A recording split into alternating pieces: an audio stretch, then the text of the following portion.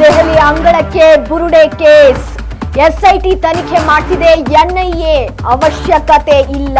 SIT ತನಿಖೆ ಆಗ್ತಾ ಇದೆ, ಎನ್ಐಎಯ ಅವಶ್ಯಕತೆ ಇಲ್ಲ. ಎಸ್ಐಟಿ ತನಿಖೆ ಮಾಡೋದು ತನಿಖೆಯ ಅಲ್ವಾ ಹಾಗಿದ್ರೆ? ವಿಪಕ್ಷ ನಾಯಕರ ಆಗ್ರಹಕ್ಕೆ ಸರ್ಕಾರದ ಉತ್ತರ. ದೆಹಲಿ ಅಂಗಳಕ್ಕೆ ಬುರುಡೆ ಕೇಸ್. ಎಸ್ಐಟಿ ತನಿಖೆ ಮಾಡ್ತಾ ಇದೆ, ಎಸ್ಐಟಿ ಇದೀಗ ತನಿಖೆ ಮಾಡ್ತಾ ಇದೆ. ಆದ್ರಿಂದ ಎನ್ಐಎ ಅವಶ್ಯಕತೆ ಇಲ್ಲ, ಎನ್ಐಎ ಅವಶ್ಯಕತೆನೇ ಇಲ್ಲ ಅಂತಿರೋ ರಾಜ್ಯ ಸರ್ಕಾರ. ಹಾಗಿದ್ರೆ ಎಸ್ಐಟಿ ತನಿಖೆ ಮಾಡೋದು ತನಿಖೆನೇ ಅಲ್ವಾ, ಯಾಕೆ ಎನ್ಐಎಗೆ ಕೊಡಬೇಕು? ವಿಪಕ್ಷ ನಾಯಕರ ಆಗ್ರಹಕ್ಕೆ ಸರ್ಕಾರ ಉತ್ತರವನ್ನ ನೀಡಿದೆ. ಸಾಕಷ್ಟು ಜನ ಎನ್ಐಎಗೆ ಕೊಡಬೇಕು ಅನ್ನುವಂತ ಒಂದು ಮನವಿಯನ್ನ ಮಾಡ್ತಾ ಇದ್ರು. ಆದ್ರೆ ಎಸ್ಐಟಿ ತನಿಖೆ ಆಗ್ತಾ ಇರುವಾಗ ಎನ್ಐಎಯ ಏನು ಅವಶ್ಯಕತೆ ಇದೆ, ಯಾಕೆ ಎನ್ಐಎ ತನಿಖೆ ಮಾಡಬೇಕು? ಎನ್ಐಎ ಅವಶ್ಯಕತೆ ಇಲ್ಲ ಅಂತ ರಾಜ್ಯ ಸರ್ಕಾರ ಹೇಳಿದೆ. ಎಸ್ಐಟಿ ತನಿಖೆ ಮಾಡೋದು ತನಿಖೆ ಅಲ್ವಾ ಹಾಗಿದ್ರೆ? ಯಾಕೆ ಎಸ್ಐಟಿ ಮಾಡ್ತಾ ಇರುವಾಗಲೇ ಎನ್ಐಎ ಮಾಡಬೇಕು? ವಿಪಕ್ಷ ನಾಯಕರ ಆಗ್ರಹಕ್ಕೆ ಸರ್ಕಾರ ಈ ರೀತಿಯಾಗಿರುವಂತಹ ಉತ್ತರವನ್ನ ನೀಡಿದೆ.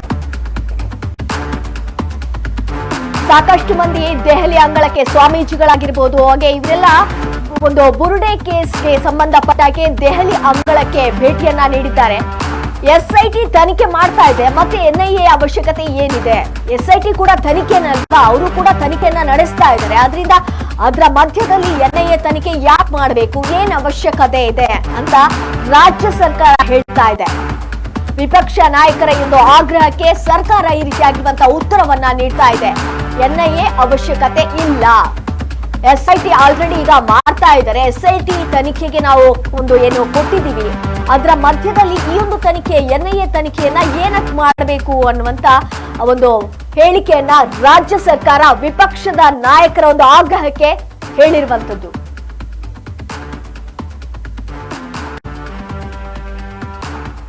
ಇದರ ಬಗ್ಗೆ ಪ್ರಿಯಾಂಕ್ ಖರ್ಗೆ ಅವರು ಏನ್ ಹೇಳಿದ್ದಾರೆ ಅನ್ನುವಂಥದ್ದನ್ನ ನೋಡೋಣ.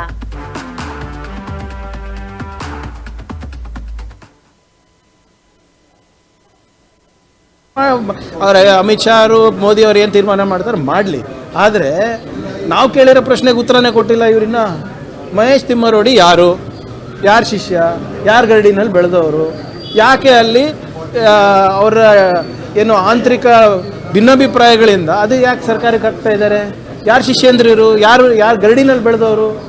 ನಿಮ್ಮ ಗಿರೀಶ್ ಮಟ್ಟಣ್ಣನವರು BJP ಯುವ ಮೋರ್ಚಾದ ಅಧ್ಯಕ್ಷ, ಮಾಜಿ ಅಧ್ಯಕ್ಷ, BJPಯ ಅಧಿಕೃತವಾದಂಥ ಕ್ಯಾಂಡಿಡೇಟು. ಬಿ ಫಾರ್ಮ್ ತೊಗೊಂಡಿದ್ದಾರೆ BJPದು, ಎಲ್ಲಿಗೆ? ಗುರ್ಮಿಟ್ಕಲ್ನಲ್ಲಿ. ಮತ್ತು ಎಲ್ಲ ನೀವೇ ಚೂಟೋದು, ನೀವೇ ತೊಡಲು ತೂಗೋದ? ನಾನು ಹೇಳ್ತಾ ಇದ್ದೀನಿ, ಇದು it is nothing but BJP versus BJP, RSS versus RSS. ನನಗೆ ಲಾಜಿಕ್ಕೇ ಅರ್ಥ ಆಗಿಲ್ಲ. BJP ಅವರು ಧರ್ಮಸ್ಥಳ ಚಲೋ ಯಾತ್ರೆ ಯಾರಿಗೋಸ್ಕರ ಮಾಡಿದ್ರು?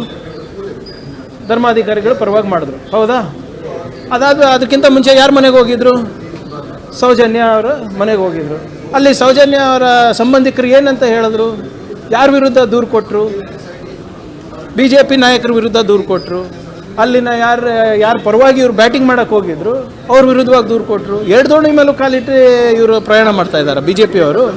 ಸರ್, ಎರಡು ಪ್ರಕರಣಗಳು ಬೇರೆ ಬೇರೆ ಇದ್ದಾವೆ, ಆದರೆ ಕಾಂಗ್ರೆಸ್ನವರು ಮಿಕ್ಸ್ ಮಾಡ್ತಾ ಇದ್ದಾರೆ.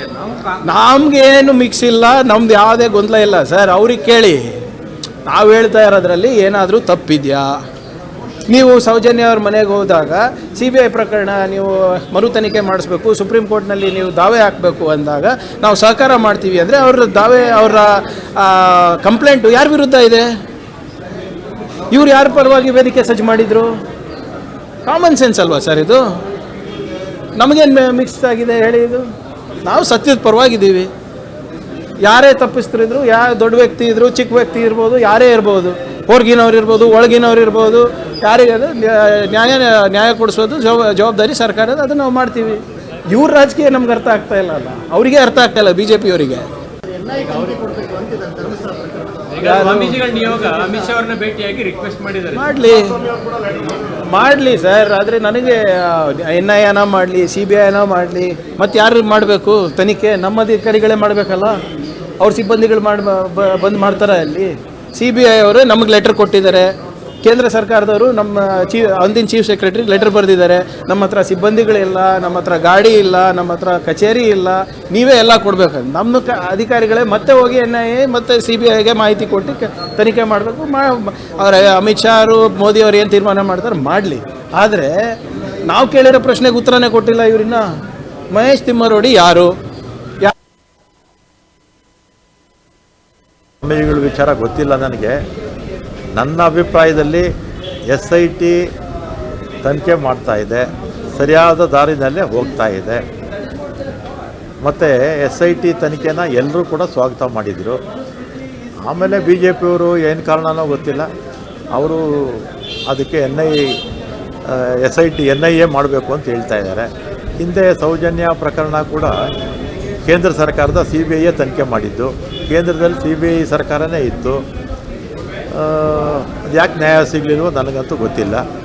ಈಗ NIAಗೆ ಯಾಕೆ ಕೇಳ್ತಾ ಇದ್ದಾರೋ ನನಗಂತೂ ಗೊತ್ತಿಲ್ಲ. CBI ಅವ್ರದ್ದೇ, NIAನೂ ಅವ್ರದ್ದೇ, ಯಾಕೆ ಕೇಳ್ತಾ ಇದ್ದಾರೋ ಗೊತ್ತಿಲ್ಲ. ನನ್ನ ಅಭಿಪ್ರಾಯದಲ್ಲಿ SIT ಚೆನ್ನಾಗಿ ಕೆಲಸ ಮಾಡ್ತಾಯಿದೆ. ಸೌಜನ್ಯ ಕೊಲೆ ಅಂತಲ್ಲ, ಮತ್ತು ಈ ಬುರುಡೆ ಪ್ರಕರಣ ಇದೆಯಲ್ಲ, ಇದೆಲ್ಲ ಕೂಡ ಒಂದು ತಾರ್ಕಿಕ ಹಂತಕ್ಕೆ ಬರುವ ಎಲ್ಲ ಲಕ್ಷಣಗಳು ಇದೆ. ಹೆಚ್ಚು ಬೇಕಾಗಿದ್ದರೆ ನಿಮಗೆ ಈಗ ಧರ್ಮಸ್ಥಳನೇ ಅಂತಲ್ಲ, ನಮ್ಮ ರಾಜ್ಯದಲ್ಲಿರ್ತಕ್ಕಂಥ ಹತ್ತತ್ರ 1,80,000 ದೇವಸ್ಥಾನಗಳು ಎಲ್ಲ ಸುರಕ್ಷಿತವಾಗಿದೆ, ಯಾವ ಸಮಸ್ಯೆನೂ ಇಲ್ಲ. ಸ್ವಾಮೀಜಿಗಳು ನನಗೆ ಅದ್ರ ವಿಚಾರ ಸ್ವಾಮೀಜಿಗಳ ವಿಚಾರ. ಧರ್ಮಸ್ಥಳ ಬುರುಡೆ ಕೇಸ್ಗೆ ಸಂಬಂಧಪಟ್ಟ ಹಾಗೆ ವಿಪಕ್ಷ ನಾಯಕರ ಒಂದು ಆಗ್ರಹಕ್ಕೆ ಸರ್ಕಾರ ಉತ್ತರವನ್ನ ನೀಡಿದೆ. SIT ತನಿಖೆಯನ್ನ ಮಾಡ್ತಾ ಇದೆ, ಅದರಿಂದ NIAಯ ಅವಶ್ಯಕತೆ ಇಲ್ಲ.